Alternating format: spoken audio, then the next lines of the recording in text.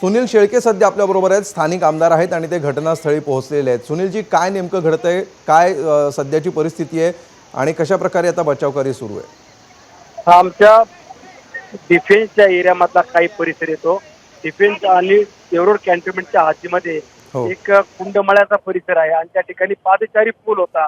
त्या पुलावरनं नागरिकांना किंवा शेतकऱ्यांना जाण्याकरता 30 वर्षापूर्वी हा पादचारी लोखंडी फॅब्रिकेटेड मधला असलेला ब्रिज होता.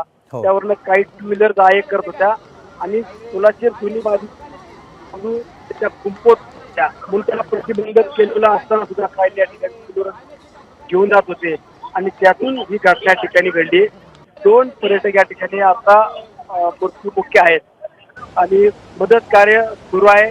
एनडीआरएफची टीम आहे, पोलीस प्रशासन आहे, देवरोड कॅन्टोन्मेंट तळेगाव नगर परिषदेची सुद्धा टीम या ठिकाणी झालेली आहे आणि मोठ्या प्रमाणामध्ये नागरिकांचा आणि शेतकऱ्यांचा सुद्धा मोठ्या प्रमाणात मदत कार्य या ठिकाणी आम्हाला मिळते.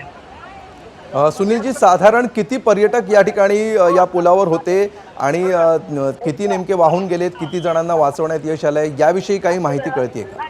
साधारणतः पूल जो आहे तो पादचारी पूल होता. त्याच्यावरती 100-150 पर्यटक होते, बरं. परंतु 2 पर्यटक या ठिकाणी दगावलेले आहेत. बाकीचे सुखरूप आहेत. जे पाण्यामध्ये वाहून गेले होते त्यांनाही काढण्यामध्ये यश आलं. ते 4 ते 5 जण आपण बाहेर सुखरूप पाण्यानं काढलेले आहेत.